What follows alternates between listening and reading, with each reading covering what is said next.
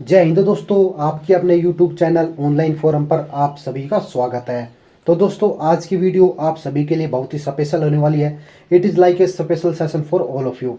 तो दोस्तों, आज की वीडियो में हम बात करेंगे ऑफलाइन फॉर्म्स के बारे में, यानी कि वे डाउट जो हमेशा आपके दिमाग में रहते हैं हर फॉर्म से रिलेटेड, जैसे कि सेल्फ अटेस्टेड इनवेलप पर जो टिकट या स्टाम्प लगाते हैं वो कितने की लगेगी, एडमिट कार्ड कब आएंगे, डॉक्यूमेंट्स क्या क्या चाहिए, फीस क्या होगी। तो दोस्तों, कुछ ऐसे डाउट्स हैं जो हमेशा आपके दिमाग में रहते हैं जब भी आप कोई ऑफलाइन फॉर्म भरते हैं। तो गाइज, इस वीडियो को एंड तक देखें। इस वीडियो को देखने के बाद आपको कभी भी कोई डाउट नहीं होगा किसी भी ऑफलाइन फॉर्म से रिलेटेड।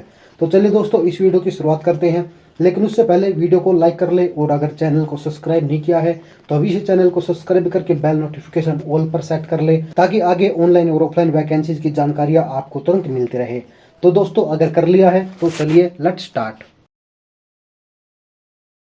तो देखिए दोस्तों, सबसे पहले आपका सबसे बड़ा जो डाउट होता है वो होता है सेल्फ एटेस्टेड इनवेलप, यानी कि आपको एक ब्लैंक इनवेलप जो साथ भेजना होता है उसके बारे में। तो देखिए, सबसे पहले ये ध्यान रखना है कि आपको वो जो इनवेलप है उसके अंदर कुछ भी नहीं डालना है, यानी कि वो जो सेल्फ अटेस्टेड इनवेलप है वो बिल्कुल खाली होना चाहिए। दूसरा, इसके एक साइड में आप अपना एड्रेस लिखेंगे और दूसरी साइड में आप सामने वाले का एड्रेस, यानी कि जहाँ पर आपको सेंड करना है, जिस डिपार्टमेंट को आपको सेंड करना है वो एड्रेस आप दूसरी साइड लिखेंगे। दोस्तों, साइड की कोई दिक्कत नहीं है, आप कोई भी साइड कोई भी एड्रेस लिख सकते हैं। इसके बाद बारी आती है टिकट की। वैसे तो टिकट के बारे में बताया जाता है कि आपको कितनी टिकट लगानी है, लेकिन अगर नहीं बताया गया है तो दोस्तों कम से कम 30 रुपए की टिकट आपको उस पर जरूर लगानी चाहिए। ये इसलिए क्योंकि अगर जो डिपार्टमेंट है आपका एडमिट कार्ड वापस भेजता है तो दोस्तों वापस भेजने के दौरान स्पीड पोस्ट से आते हैं, और दोस्तों उस पर टिकट जरूर लगी होनी चाहिए। और दोस्तों, वे जो ऑफिसर है वो अपने पैसों से टिकट आपके एनवेलप पर नहीं लगाएंगे, और इस कारण जो है आपका एडमिट कार्ड आप तक नहीं पहुंच पाएगा। इसलिए कम से कम 30 रुपए की टिकट जो है आपको लगानी चाहिए। और अगर बता रखा है तो बहुत बढ़िया बात है। ये जो एनवेलप होता है दोस्तों, आप इसे घर भी बना सकते हैं या फिर बुक डिपो से भी खरीद सकते हैं।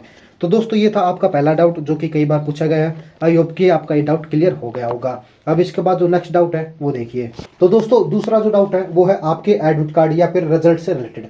तो देखिए दोस्तों, ऑफलाइन फॉर्म जितने भी होते हैं इनके जो एडमिट कार्ड आते हैं, उनका टेस्ट, उनका पीएफटी, उनका डॉक्यूमेंट वेरिफिकेशन कब होता है, उनका रिजल्ट कब आता है, ये हमें नहीं पता चलता, क्योंकि इनकी कोई भी ऑफिशियल अनाउंसमेंट नहीं होती है। लेकिन जिन कैंडिडेट्स को सिलेक्ट किया जाता है, मेरिट लिस्ट में नाम आता है, उनके एड्रेस पर उनका जो एडमिट कार्ड है वो भेज दिया जाता है। और दोस्तों, टाइम और डेट जो है उस एडमिट कार्ड पर बता दी जाती है, यानी कि इस दिन इस तारीख को आपका एग्जाम है, आपका पीएफटी है, या फिर आपका डॉक्यूमेंट वेरिफिकेशन का शेड्यूल है। तो दोस्तों, ऑफलाइन फॉर्म जो होते हैं उनके बारे में हमें ज़्यादा जानकारी नहीं होती, लेकिन हाँ दोस्तों, इस बात की गारंटी है कि हमारे जो चैनल पर या फिर हमारी साइट पर आपको जितने भी ऑफलाइन फॉर्म्स मिलेंगे सब रियल होंगे। कोई भी फेक वैकेंसी आपको यहाँ पर देखने को नहीं मिलेगी, इस बात की गारंटी दोस्तों हम लेते हैं। तो ये था आपका दूसरा डाउट। अब इसके बाद जो तीसरा डाउट है वो देखिए, ये है दोस्तों आपका डॉक्यूमेंट से रिलेटेड, यानी कि क्या क्या डॉक्यूमेंट्स आपको चाहिए। तो यहाँ पर देखिए दोस्तों, आपको ऑफलाइन फॉर्म से रिलेटेड जो इंपॉर्टेंट डॉक्यूमेंट्स हैं उनकी लिस्ट दिखाई गई है। सबसे पहले आपका एप्लीकेशन फॉर्म, यानी कि जो एप्लीकेशन फॉर्म आप फिल करेंगे, आपके 10वीं की मार्कशीट, 12वीं की मार्कशीट, अगर आपके यूजी पीजी की मार्कशीट है वो आप लगा सकते हैं, और अदर एजुकेशन सर्टिफिकेट जैसे कि आपके आईटीआई का, आपके डिप्लोमा के, आपके कंप्यूटर्स के, वो अगर आपके पास सर्टिफिकेट है वो भी आप अटैच कर सकते हैं। इसके बाद एडमिट कार्ड अगर दिया हुआ है, तो मैंने बताया था काफ़ी जगह जो है एडमिट कार्ड दिया जाता है, तो दोस्तों आप अपना एडमिट कार्ड भी डाल लेंगे। रेजिडेंट सर्टिफिकेट यानी आपका डोमिसाइल, आपका इनकम सर्टिफिकेट, आपका SC ST EWS BCA BCB category certificate अगर आप रिजर्व कैटेगरी से बिलोंग करते हैं, आपका करेक्टर सर्टिफिकेट अगर आपके पास है, तो आपका पासपोर्ट साइज फोटो। दोस्तों, फोटो की जानकारी आपको वहाँ पर दी जाती है, आपको 1 फोटो अटैच करनी है या 2 फोटो अटैच करनी है या फिर 3 फोटो, ये आपको उसमें बताया जाता है। इसके बाद आपका आईडी प्रूफ, यानी कि आपका आधार कार्ड या फिर वोटर कार्ड में आप कोई भी एक सेंड कर सकते हैं। एनओसी अगर आप एक्स सर्विसमैन है या फिर दोस्तों आप प्रेजेंट में एम्प्लॉय हैं। ड्राइवर का लाइसेंस अगर आप ड्राइवर पोस्ट के लिए अप्लाई कर रहे हैं, अगर आप एक्स सर्विसमैन है, discharge book, PPO book, self attested envelope जो कि हमने अभी बात की थी, एक्सपीरियंस सर्टिफिकेट अगर आपके पास है तो, और दोस्तों एम्प्लॉयमेंट एक्सचेंज रजिस्ट्रेशन कार्ड, यानी कि अगर आपने यहाँ पर रजिस्ट्रेशन करा रखा है तो इसकी जो फोटोकॉपी है वो भी आपको सेंड करनी होगी। दोस्तों, मैं आपको बता दूं, ये जितने डॉक्यूमेंट्स हैं सभी आपको भेजने हैं अगर आपके पास है तो, और दोस्तों बाकी अगर नहीं है तो भी आपको जितने डॉक्यूमेंट्स हैं वो सभी सेंड करने होते हैं। और दोस्तों रियल जो डॉक्यूमेंट्स है वो आपको सेंड नहीं करने हैं, रियल डॉक्यूमेंट्स आपको कहीं भी नहीं भेजने हैं, केवल इनकी फोटोकॉपीज भेजनी है। और साथ ही मैं आपको बता दूं, सभी जो डॉक्यूमेंट है वो सेल्फ अटेस्टेड यानी कि उस पर आपके सिग्नेचर होनी चाहिए। बगैर सिग्नेचर के आपको कोई भी डॉक्यूमेंट नहीं भेजना है, अदरवाइज आपका जो फॉर्म है वो रिजेक्ट हो जाएगा। तो दोस्तों ये जितने डॉक्यूमेंट आप सेंड करते हैं उन सब पर आपके सिग्नेचर होने चाहिए। और दोस्तों किसी फॉर्म के साथ कोई स्पेशल डॉक्यूमेंट ऐड करना पड़ता है तो वो आपको वीडियो में एक्सप्लेन कर दिया जाएगा। तो दोस्तों ये था आपका डॉक्यूमेंट से रिलेटेड डाउट। अब इसके बाद जो अगला डाउट है वो देखिए। तो दोस्तों अगला यानी कि चौथा जो डाउट है वो है फीस का, यानी कि कई ऑफलाइन फॉर्म्स में जो फीस होती है तो आप अपनी फीस कैसे पे करेंगे। तो देखिए दोस्तों, आपको जो अपनी फीस है वो डिमांड ड्राफ्ट से यानी कि डीडी से पे करनी पड़ती है, या फिर दोस्तों कई बार आईपीओ यानी कि इंडियन पोस्टल ऑर्डर से भी पे करनी पड़ती है। तो आप बैंक में जाएंगे, कोई भी बैंक हो दोस्तों, वहाँ पर आप अगर उनसे डिमांड ड्राफ्ट मांगे तो वो लोग आपको एक फॉर्म देंगे, वो आपको भरना आता है तो अच्छी बात है, अदरवाइज उनसे पूछ सकते हैं ये कैसे भरना है, उसे जमा करा देंगे, एक रिसिप्ट ले लेंगे और दोस्तों उनसे पूछना है कि आपका जो डीडी है वो कितने दिन में बन जाएगा।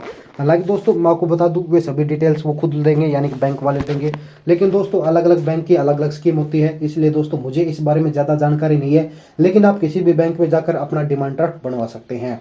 तो दोस्तों ये था फीस से रिलेटेड। और दोस्तों अगर आईपीओ यानी कि इंडियन पोस्टल ऑर्डर की बात करते हैं तो आप डाकघर में जाकर अपना आईपीओ तैयार करवा सकते हैं। तो दोस्तों ये था फीस के बारे में। अब इसके बाद अगला जो डाउट होता है वो होता है एक्सपीरियंस के बारे में। तो देखिए दोस्तों, एक्सपीरियंस के बारे में हम बात करते हैं तो कई वैकेंसीज जो होती हैं उनमें एक्सपीरियंस सर्टिफिकेट मांगा जाता है। वैकेंसीज की बात करते हैं तो जैसे पीएन, वॉचमैन, बार्बर और भी एमटीएस की कई सारी वैकेंसीज आती हैं जिसमें आपसे एक्सपीरियंस का सर्टिफिकेट मांगा जाता है। तो देखिए दोस्तों, सबसे पहले इन सभी वैकेंसीज के लिए आपको 10वीं पास आउट होना चाहिए, यानी कि आपके पास 10वीं का सर्टिफिकेट होना चाहिए।